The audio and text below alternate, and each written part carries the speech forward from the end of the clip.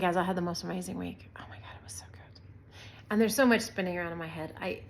I can't make a short video right now getting into any of the details. So here's what I'm going to say.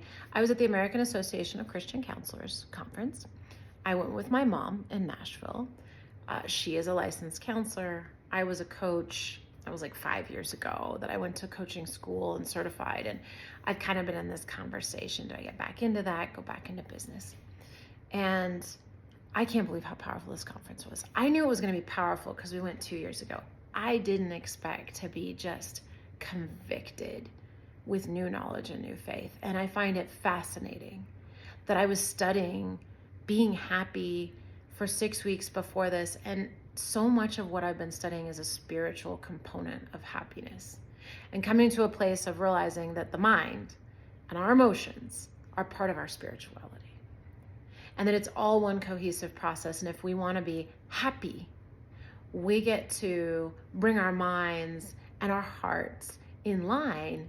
And those things are part of our spirit. It's not separate, that it's all part of our spirituality. Well, and of course, I believe it attracts our experience, which they don't get fully into that, but they do in the sense, here we are with neuroscientists, MDs, psychiatrists, psychologists, counselors, lawyers, business people. There's 725 workshops at this thing, okay? And you can attend like 8.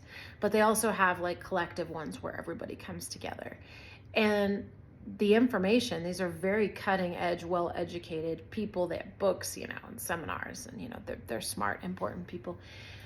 And coming together to speak about this and the information, but not just the information, the moving of the energy because of the faith, because of the love that was there.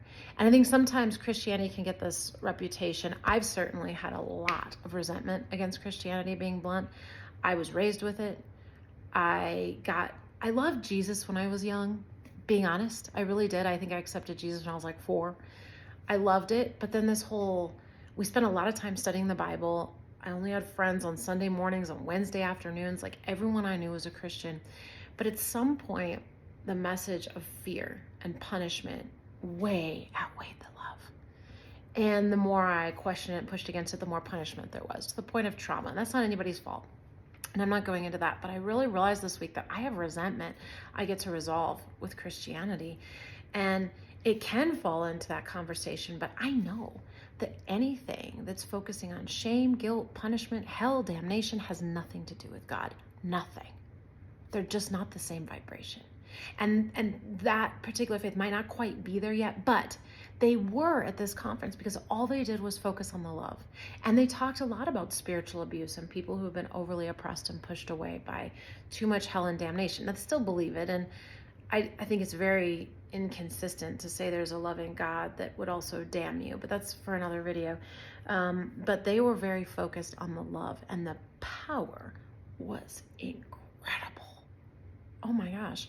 They're focused on love, power, healing, the healing power of God, looking at people and seeing them as whole and healed. And there was such a focus on happiness, hilariously. It was hilarious. Like almost every of the main presentations was like flourishing. How important is being happy and flourishing? And that's kind of a new conversation in that space, that happiness really matters. And they're discovering with lots of data and studies that they're doing that having faith, or a community of faith, or a belief in something good that holds the world, not like a dude in the sky, I mean, they kind of look at it that way, I don't, but just a loving, powerful creator changes our lives. And it doesn't just change one part of our lives, it changes our physicality, it changes our emotionality and our mental health. All the components were revealed. And it's so funny, I started this week off with a focus on trust. And I didn't realize that I was going to be restoring my own trust.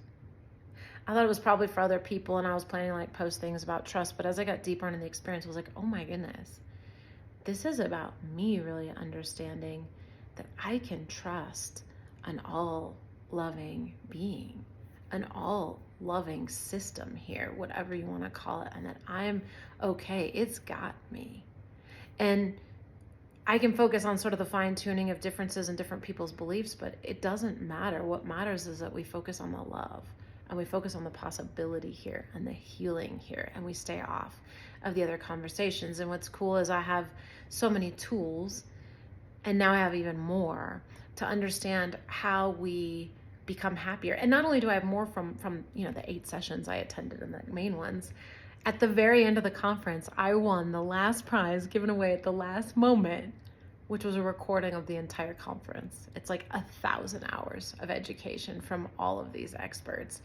And they address so many of the different levels. Like, I have this therapy light now because one of the neuroscience presentations I was in was like 10,000 lumens of light, huge impact on people's moods. He treats depressed clients with it. There was so much on non-medication based treatments because they're finding medication really only helps a small subset, and it's important for that subset, but a small subset of people struggling with unhappiness.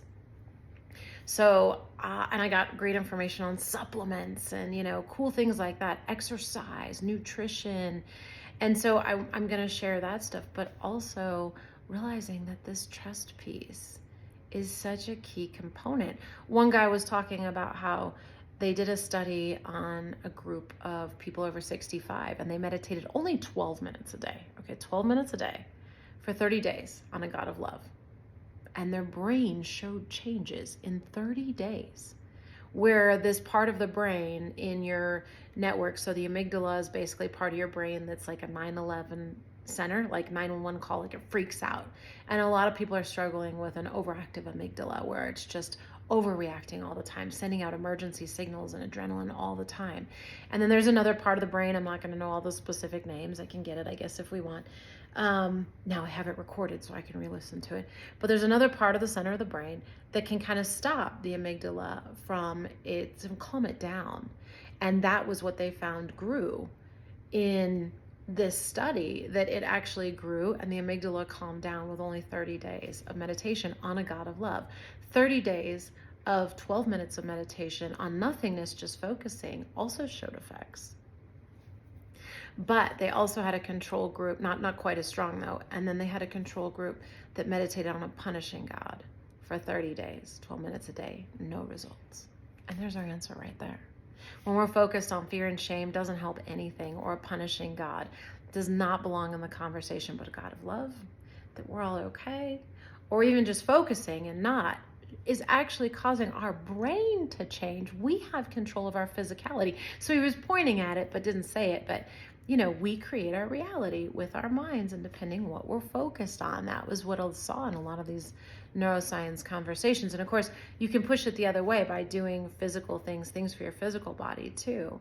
But community, church, prayer, being in the Bible and reading 4 times a week, they found that if people 4 times, not once, not twice, not 3 times, they did another study, but people were in the Bible 4 times a week or more, had a decrease in depression of like 60%.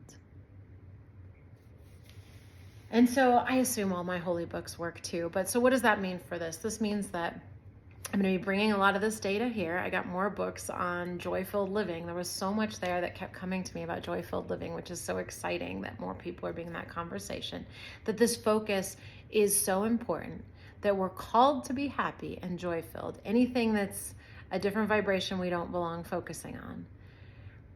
But also I'm going to bring more of the Bible in. I realize that I've had a personal resentment against that. I'm open to every other religion and studying everything else, but there's a real power here. And I've played in a lot of ponds and done a lot of spiritual study and transformational study, and this is key component. So I'm still going to do all the different studies, but I'm going to be looking for more corroboration and support for the Bible. I view it as a metaphysical text like Neville. I love Neville's take on it. More and more I'm like, this guy had it figured out. The Course in Miracles added in, because that's also written by Jesus, I believe, and metaphysically talking about the Bible and reframing some of the events in the Bible that can be really confusing, because they do seem to send a message of punishment and hurt, and that's not how they were intended, is what that book says.